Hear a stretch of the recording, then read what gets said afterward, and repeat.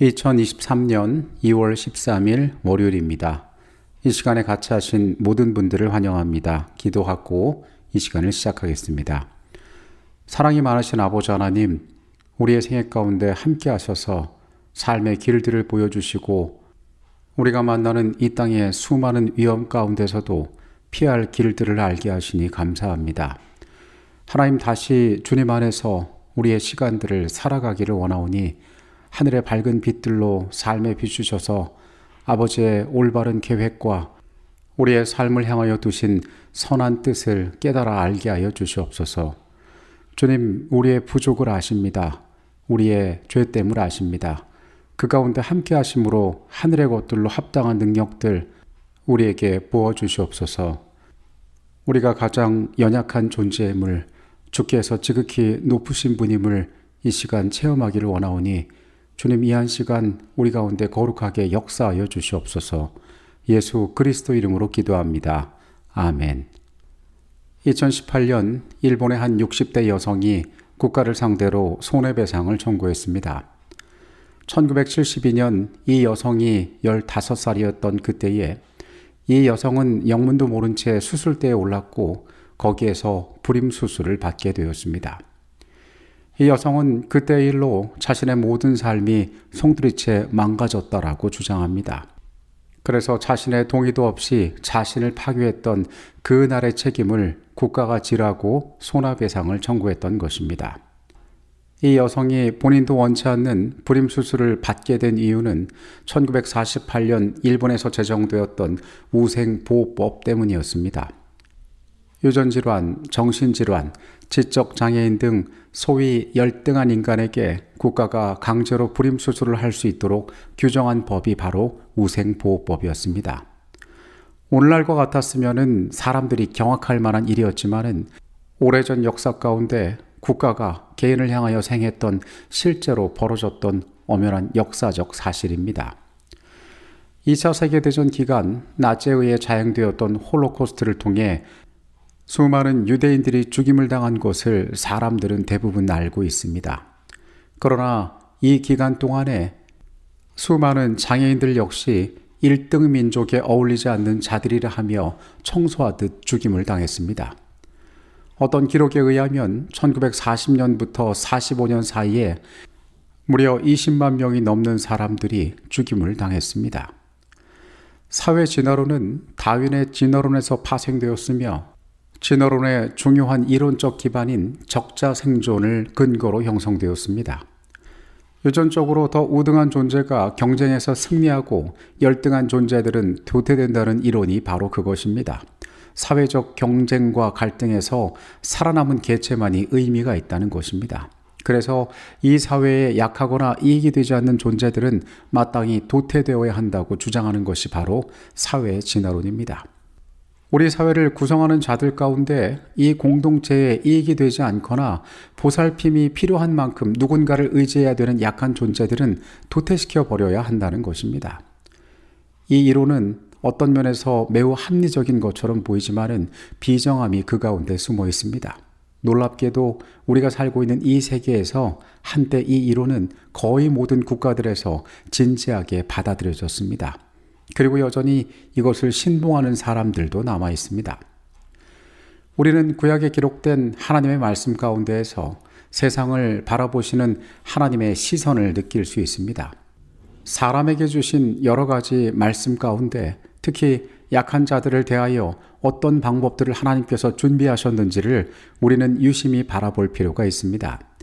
오늘의 주제는 가난한 자들을 위한 하나님의 대책입니다. 성경의 기자들은 그들의 글 속에 가난한 자, 나그네, 과부, 그리고 아들을 위한 하나님의 대책을 기록해 두었습니다. 이와 같은 기록은 시내산에 설악된 말씀까지 거슬러 올라갑니다. 출애굽기 23장 10절과 11절의 말씀은 이렇게 이야기합니다. 너는 6해 동안은 너의 땅에 파종하여 그 소산을 거두고 7째 해에는 갈지 말고 묵혀두어서 내 백성의 가난한 자들을 먹게 하라. 그 남은 것은 들짐승이 먹으리라.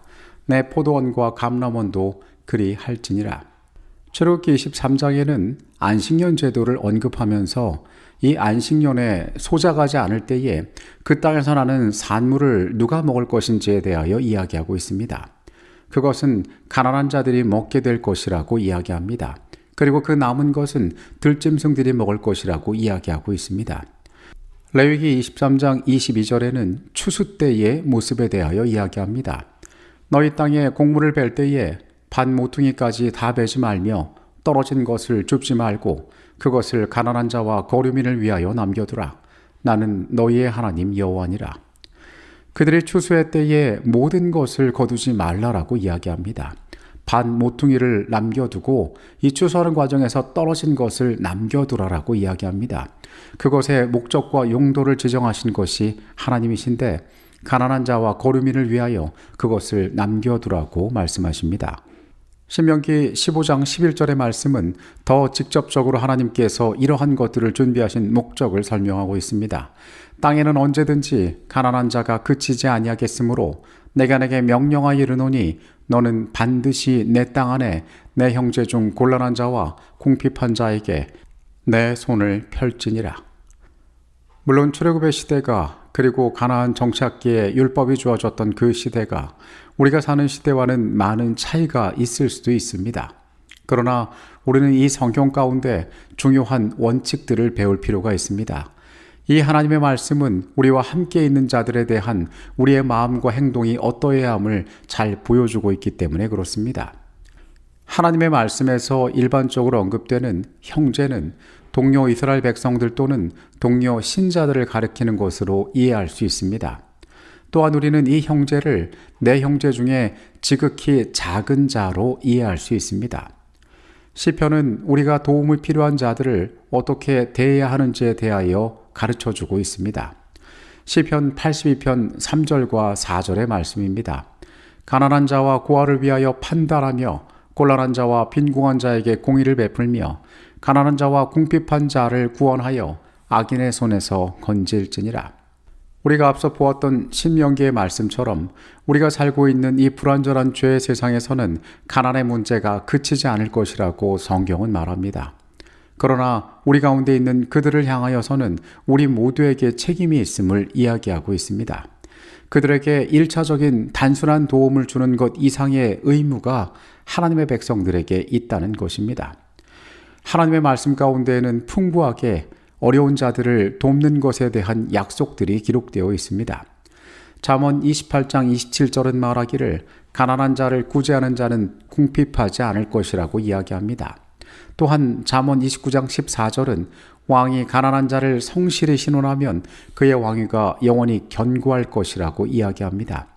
가난한 자를 돕는 것이 하나님의 선한 뜻이고 거기에 참여하는 자를 하나님께서 모른 척하지 않으신다고 말씀 가운데 약속하시는 것입니다. 다윗은 시편 가운데에 이렇게 기록합니다. 가난한 자를 보살피는 자에게 복이 있으며 재앙의 날에 여호와께서 그를 건지시로다. 사람들이 때로 잊어버리기도 했지만은 가난한 자를 돕는 것은 하나님을 섬기는 그분의 말씀을 지키는 고대 이스라엘에게서 매우 중요한 우선순위가 되었습니다. 그러나 시간이 흐르고 사람들이 하나님의 말씀에서 멀어지고 자신의 지력을 바탕으로 만들어낸 이론을 신봉하는 시대에 사람들은 하나님의 뜻과는 전혀 다른 것을 믿고 따르게 되었습니다. 사회 진화론이라고 알려진 이론의 영향으로 많은 사람들이 가난한 자들을 도와야 할 어떤 도덕적 의무도 없을 뿐만 아니라 오히려 그렇게 하는 것이 잘못된 것이라는 생각을 갖게 되었습니다. 가난은 개인의 선택이고 그들의 열등함 때문이며 그들의 무리 때문에 우리의 삶이 피해보는 것을 참을 수 없다라고 생각하게 되는 것입니다. 사회 진화론자들은 강자가 살아남고 약자가 도태되는 것은 인간 세계의 모든 역사 가운데 부인할 수 없는 하나의 흐름이었다라고 이야기합니다. 그들에게는 그들 주변에 있는 가난한 사람, 아픈 사람, 극빈자를 돕는 것은 그들의 수를 증가시켜서 국가 전체의 사회적 구조를 약화시킬 뿐이기 때문에 오히려 이 사회 발전에 해롭다고 믿고 있습니다. 이것은 매우 비정한 주장이며 사회 진화론이 내리는 이러한 결론이야말로 진화론과 그것의 주장이 어떻게 세상의 잘못된 것들을 가르치고 있고 우리의 가장 중요한 선택들을 하나님의 뜻과 멀어지게 하고 있는지를 잘 보여주고 있는 것입니다. 하나님께서는 구약의 말씀 가운데에서 가난한 자들을 돕고 그들의 필요를 채우는 것이 그들보다 조금이라도 더 나은 삶을 살고 있는 모든 사람의 의무임을 강조하셨습니다. 사람의 죄된 욕망에 담긴 이기심과 인간의 어리석은 이성적 토대 위에서 하나님께서 세우신 원칙들이 무너지는 시대에 우리가 살아가고 있는 것입니다. 구호봉사 118페이지에 있는 내용입니다.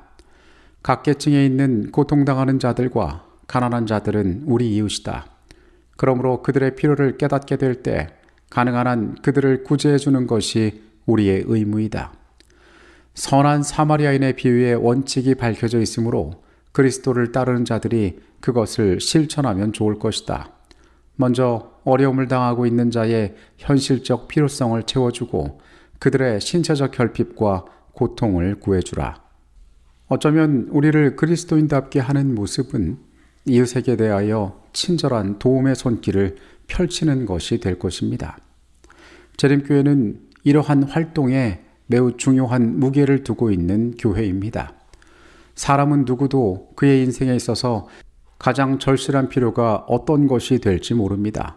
그러나 우리는 예수께서 우리의 삶에 보여주신 모본처럼 하나님께서 이 세상에 대하여 어떠한 시선을 가지고 계시는지 발견하는 그분의 약속 가운데에서 이 땅을 살아가는 우리의 삶의 태도들을 준비해야 할 것입니다. 지난주 지구의 다른 편에서 큰 재난의 소식이 들려왔습니다. 이 땅에 고통당하는 많은 자들이 있습니다. 우리와 함께 숨쉬고 살아가는 이 세계에서 상상할 수 없는 어려움 가운데 빠진 자들이 있습니다. 우리는 그들을 바라보면서 우리 세계에서 하나님의 백성으로서 우리의 삶이 어떤 모습으로 준비되어야 할지를 생각해 보아야 할 것입니다. 누군가를 돕는다는 것은 자신을 희생하는 일입니다. 내가 가지고 있는 것들을 내어놓는 일입니다. 내 자신을 낮추는 일입니다. 작은 이익이라도 더 소유하고 싶은 나의 욕망과 싸우는 일입니다. 그런데 오늘 하나님께서 우리의 삶을 향하여 나는 세상을 그렇게 바라보고 너희의 삶에 그것을 원한다라고 말씀하고 계십니다. 예수께서는 이 땅에 가장 작은 자들을 위하여 오셨습니다. 누구도 하나님의 구원 앞에서 가치없는 자들은 없습니다. 주께서 사랑하셨으면, 주께서 가치 있다 말씀하셨으면 우리도 그들을 그렇게 대해야 함을 기억할 필요가 있습니다.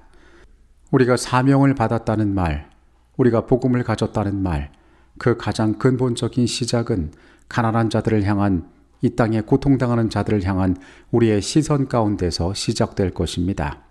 다시 시작되는 이 하루의 삶을 그런 하나님의 시선으로 살아가게 되시기를 바라겠습니다.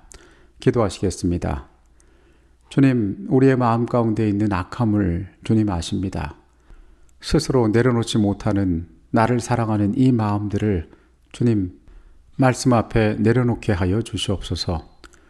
주님과 같은 눈빛으로, 주님과 같은 마음으로 세상을 대하고 그들에게 행하기를 원하오니 하나님, 우리의 부족한 생애 가운데 같이 하셔서 나보다 못한 이들을 돌아보고 친절을 베푸는, 그래서 복음을 나눌 수 있는 주의 백성 되게 하여 주시옵소서. 이 시간에 함께 하셨음에 감사드립니다. 예수 그리스도 이름으로 기도합니다. 아멘.